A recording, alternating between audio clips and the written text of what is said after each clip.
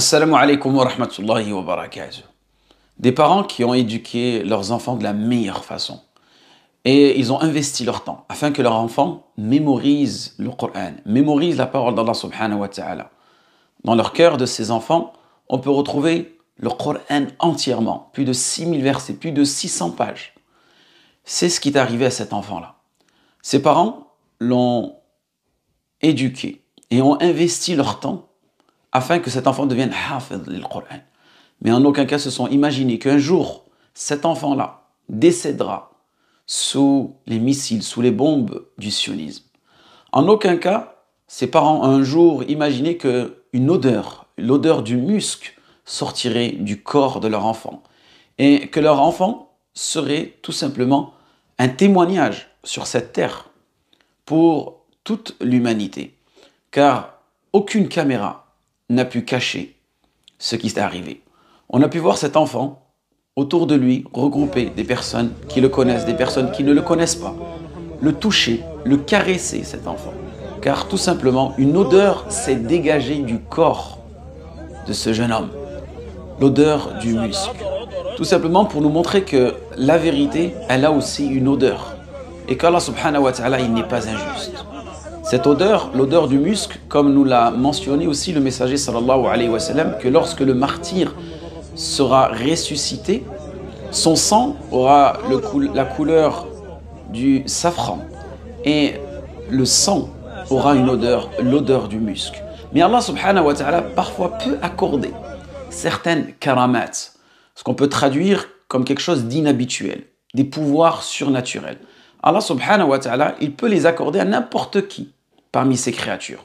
Généralement, Allah subhanahu wa ta'ala les accorde à ses prophètes, à ses messagers.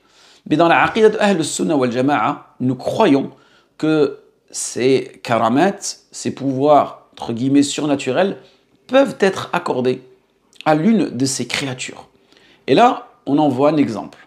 Un exemple de cet enfant-là, comme je vous ai dit, une odeur du musc qui sort de son corps et tout le monde vient s'essuyer, tout le monde vient sentir cette odeur-là.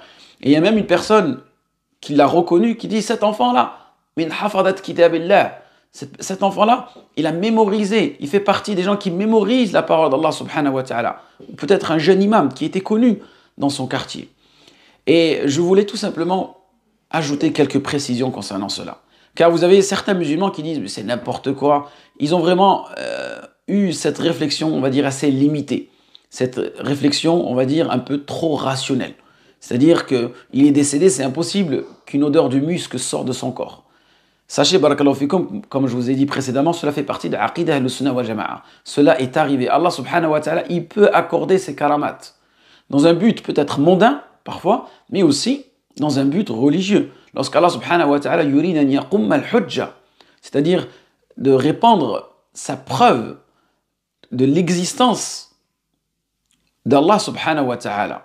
Que Allah subhanahu wa ta'ala existe et que Allah subhanahu wa ta'ala vient raffermir sa religion et qui fait triompher la religion d'Allah subhanahu wa ta'ala. Aussi, ces karamats, elles peuvent avoir un but, dans le but de venir raffermir les musulmans, de venir rassurer les musulmans, et aussi, parfois, ça peut être une forme tout simplement de générosité qui émane d'Allah subhanahu wa ta'ala, et c'est ce qui est arrivé à cet enfant peut-être.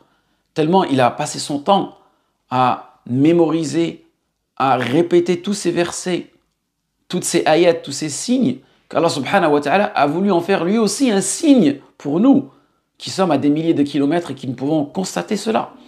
C'est-à-dire cette odeur du musc qui sort de son cœur. Ensuite, Allah barik fikum, sachez que dans la aqidah d'Ahl Sunnah wal Jama'a, on dit que la personne, si elle est décédée de cette façon-là, elle fait partie des martyrs. Mais en aucun cas on peut dire que c'est un martyr et qu'il est au paradis. Seulement si Allah subhanahu wa ta'ala nous l'a attesté, ou bien son messager sallallahu alayhi wa sallam.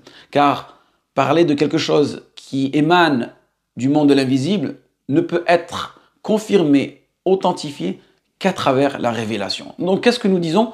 Nous espérons que cet enfant fasse partie des gens du paradis et qu'il fasse partie des martyrs. Et comme nous a dit Allah subhanahu wa ta'ala dans le Coran, وَلَا تَحْسَبَنَّ الَّذِينَ قُتِلُوا فِي سَبِيلِ اللَّهِ أَمْوَاتٍ بَلْ أَحْيَاءٌ عِنْدَ رَبِّهِمْ يُرْزَقُونَ. Ne pensez pas ne croyez surtout pas ceux qui sont tombés dans le service d'Allah subhanahu wa ta'ala, qu'ils sont morts, qu'ils sont décédés. Mais ils sont bel et bien vivants. Ils sont bel et bien vivants. Et ces gens-là, ils sont tout simplement comblés auprès d'Allah subhanahu wa ta'ala. Donc en aucun cas, on doit penser que ces gens-là, une fois qu'ils sont décédés, ont toujours, leur karamat, elle est toujours présente. Non, une fois qu'ils sont décédés, khalas, tout s'arrête. Et ces gens-là n'ont aucun pouvoir. C'est-à-dire, on n'a pas à construire un mausolée autour d'eux en disant cet enfant-là, il était décédé en 2023 durant la guerre Foulania et c'était un mémorisateur du Coran, un hafid li kitabillah, et que les gens vont commencer à demander des choses qui sont destinées que à Allah subhanahu wa ta'ala, comme le fait de lui vouer un culte ou de l'invoquer. Non, tout cela fera partie des shirkiyat wal iyadu billah. Une fois que la personne elle décède, khalas, elle n'a plus de pouvoir sur cette terre. D'accord? Donc, barakallahu fikoum, il ne faut pas tomber dans l'exagération, c'est-à-dire penser que ces gens-là, une fois qu'ils sont décédés, étant donné que c'est des martyrs ou que c'est des awliya Allah, ils peuvent avoir une certaine incidence sur nous. Non. D'un côté, il ne faut pas aussi tomber dans le laxisme, c'est-à-dire dénigrer ces signes qu'Allah subhanahu wa ta'ala nous envoie et qu'Allah subhanahu wa ta'ala parfois peut gratifier certaines de ces créatures et faire descendre ces karamats, comme je vous ai dit précédemment, ces choses inhabituelles qu'on n'a pas l'habitude de voir. Donc voilà, c'était dans le but de clarifier cette vidéo, en espérant que ce rappel a été bénéfique pour vous et moi. وفقكم الله لما يحب ويرضى وآخر دعوانا الحمد لله رب العالمين.